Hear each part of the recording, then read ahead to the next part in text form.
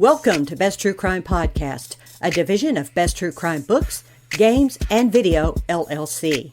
I'm your lead investigator on this case, Judith A. Yates, award-winning true crime author, a criminologist, and a paranormal explorer. Every episode is an investigation where you and I explore true crime, forensics, historic cases, dark history, and criminal theory. We discuss the cases, share information, no chatter, no commercials, no off topic. Now, grab your crime scene kit, a notebook, and your favorite hat. This is Best True Crime Podcast. Remember when you could walk your loved one to the airport waiting room and watch their plane cruise down the runway? We always waved as the plane took off, as if they could actually see us. Remember when we didn't have to take our shoes off to get into the airport? We could bring a drink. We didn't have to have our teeth and underwear inspected before we actually boarded the plane. Do these safety and security measures really work, or are they in place just to make us feel safe? What is truly the biggest threat to our safety while flying? Hey everyone, and welcome to the first podcast of 2024. We are flying the friendly skies, so buckle up, press the button if you need the flight attendant, because we are going airborne. This is the truth about airport security. It's one of those events in United States history where everybody of a certain age can tell you where they were on September 11th, 2001.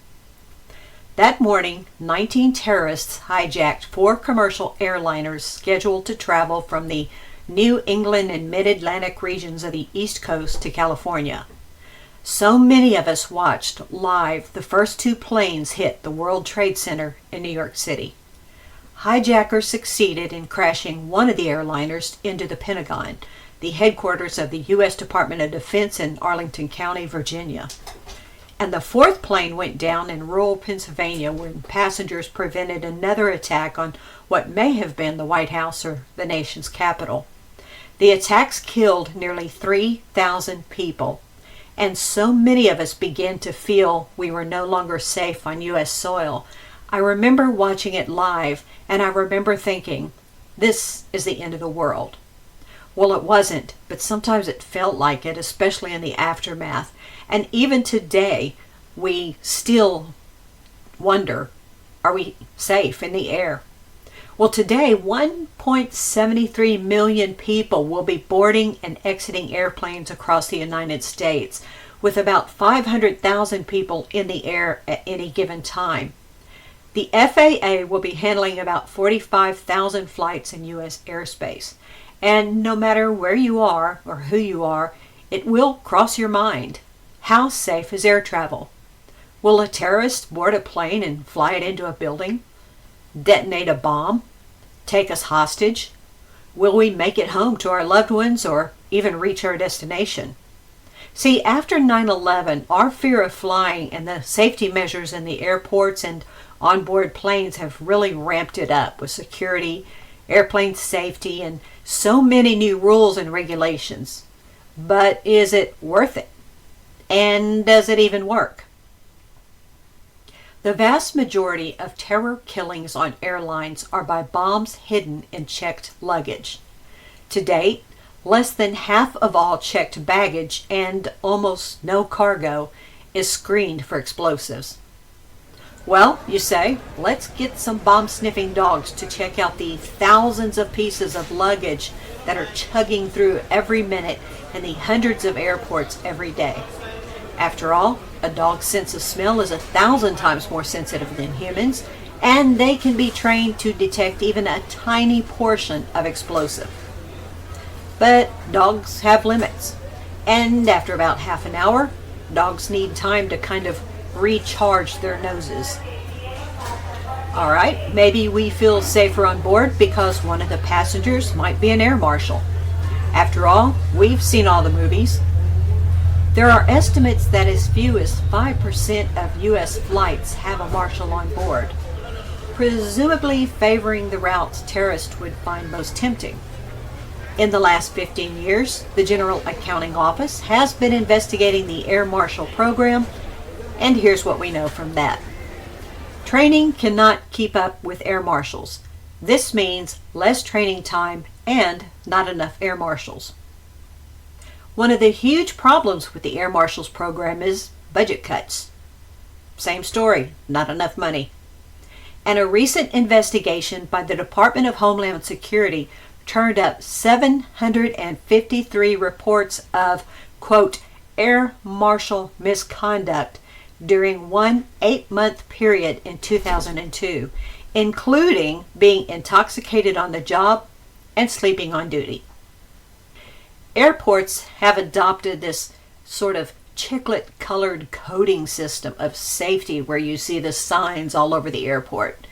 Green means we are perfectly safe. Yellow means we need to be aware of our surroundings. Red means we need to be on high alert. We are never going to be in green because life is full of threats, like being run over by one of those carts that carry people through the terminals, or choking on one of those pretzel nuggets while waiting to board a plane. And there is no possible way a human being could ever live on high alert and not drop dead from a heart attack or some kind of physical ailment. So we are always going to be in yellow because that is just life. Life is living in yellow. Be aware. Be aware you will have to show your ticket and your ID to the TSA agent when it's your turn, so you're not holding up the line when it's your turn. Be aware you might have to change gates. Be aware you're going to have to take your shoes off. Yellow means be aware, and that's life. Let's talk about TSA. These folks are the first line of security at the airport. According to the TSA website employment link, tsacareers.com, these are the minimum qualifications to be a TSA agent. You have to be a U.S. citizen or national. You have to be 18 years of age or older, have a high school diploma, GED, or a equivalent certificate, be registered for selective service. You must be able to pass a federal drug screening, medical evaluation, and a background investigation. You need to be available to work shifts at odd hours, occasional overtime, and the ability to travel for training. TSA agent salaries, according to Indeed.com, is $20.48 per hour, or about $41,000 a year. Once hired, you are required to complete an immersive 2 to 3 week training program at an academy. The TSA's program, called Screening of Passengers by Observation Techniques, or SPOT, is a non-intrusive behavior observation designed to spot potentially high-risk passengers. It's based on known behavior analysis techniques, and it supposedly weeds out travelers who show symptoms of terrorist or criminal intent. TSA agents are taught to look for odd behavior.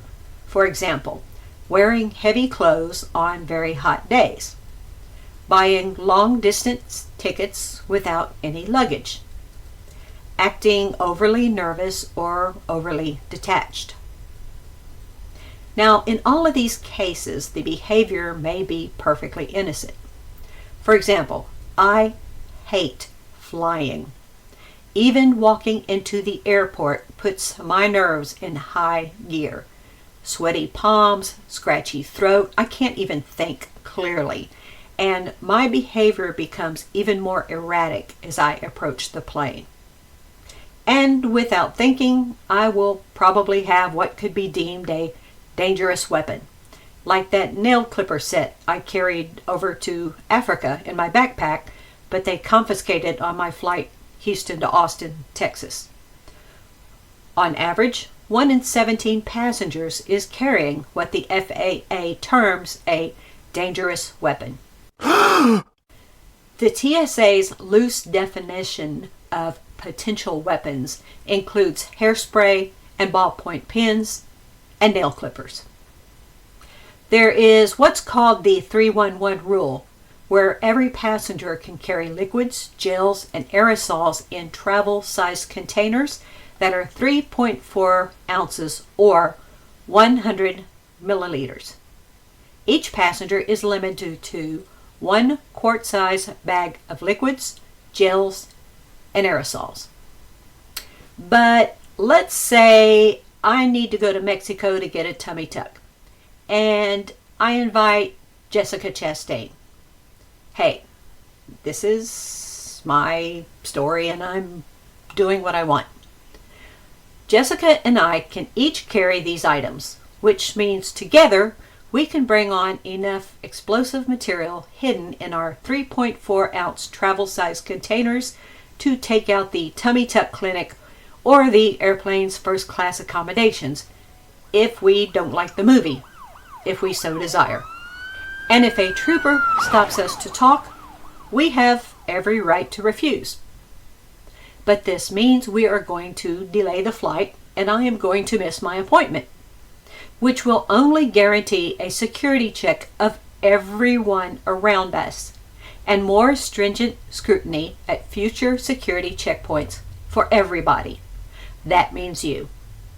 We've already had to take off our shoes at 3 different airports.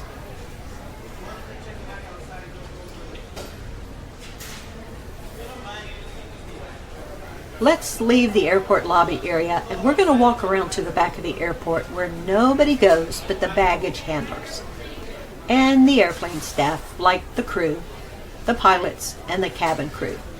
Let's start with baggage handlers. Baggage handler jobs, the average base salary is about $16.89 a year or about $39K annually, according to Indeed.com. To be a baggage handler, you need a high school diploma or a GED and be at least 18 years old. You need a driver's license with a clean driving record. You receive on-the-job training, and you need to pass a medical test, which would include a physical and an eye test. And most likely they're going to give you a drug test to start. So how good is safety at the airport behind the scenes? What if you really wanted to get near the airplane? You can purchase orange safety vests online or even purchase them at specialty stores. You could even go to a thrift store. They carry them. A pilot's uniform and badge lanyards are so easy to purchase online. Just go to ebay.com. They sell them. If you need the epaulets to go on the uniform, eBay sells them. Any of the insignias, name tags, hats, you can buy those. And you don't even have to leave home. Just get online. Actually, if you really want to go behind the scenes of the airport, you don't even have to leave the lobby. The average turnover rate of janitorial, maintenance, and fast food workers at our largest airports is about 126%. Remember Richard Reed, the shoe bomber? In 2001, he attempted to set off an explosive hidden in his shoe while on board a plane. As we speak, he is sitting behind bars at a maximum security prison serving a life sentence for 8 charges, including attempted mass murder. Since 2001, hundreds of millions of travelers have had to remove their shoes before boarding the plane. Taking off our shoes to be scanned and showing the world we have holes in our socks, not one shoe has proven to be a danger to airline safety. Yet almost all these shoes have what? Shoestrings. I can show you how to make a very good weapon with shoestrings. One lunatic has caused millions of people to have to remove high heels, sneakers, wingtips, boots, stilettos, business casuals, hooker shoes, Crocs, all the shoes you can name, and place them in a bin. Okay, before you say I am sitting here giving people ideas on how to hijack a plane or do very bad things, the bad guys already know these things. What we really need to ask ourselves and each other, do all of these safety and security measures that we're spending all this time and money on, do they really work? Or are they in place just to make us feel safe? What is really the biggest threat to our safety while flying? And is there any way to make it better? I hope you had a very good holiday season. I'm hoping you have a very happy and safe 2024. We are flying friendly skies this time. We're buckling up. Press the button because I'd like to have a drink. And we are going airborne. This was The Truth About Airport Security. Be safe out there.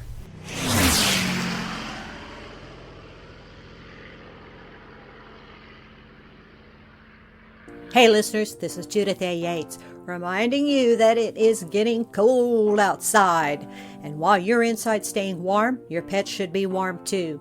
Even if it's just the garage or in the barn, get your pets some hay or straw to curl up in to stay warm.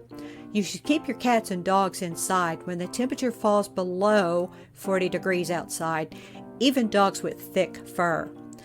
Antifreeze is a deadly poison. It has a sweet taste that attracts animals, so be sure and clean up any spilled antifreeze. Check your car's hood before starting the car. Either bang on the hood or honk your horn, because cats and small animals will crawl up in the engine space to stay warm, and you don't want to start your engine with an animal in there. Clean off paws if you suspect your dogs or your cats have walked through rock salt, because they'll lick their feet and that rock salt in their system is not good. Cats should never be left outdoors, even if they roam outside during other seasons. Bring them in. And remember, a pet carrier is not a doghouse. If you need a doghouse and are having hard times financially, you can usually find them for free. Check Craigslist under the free listings, and you can usually find them if you keep your eye open. Always provide fresh drinking water in the winter. And for more information, go to www.aspca.org. Let's leave animal abusers out in the cold. Let's not leave the animals. Thank you for joining me on this investigation, exploring true crime, forensics, historic cases, dark history, and criminal theory. This is Best True Crime Podcast. No chatter, no commercials, no off topic. I do hope you will subscribe. This podcast runs off donations only. You can drop us a donation, $35 or more, and I'll send you a signed book. Just go to www.besttruecrime.com. My name is Judith A. Yates, award-winning true crime author, a criminologist, and a paranormal explorer. Thank you for joining me on Best True Crime Podcast, a division of Best True Crime Books, Games, and Video, LLC. Be safe out there.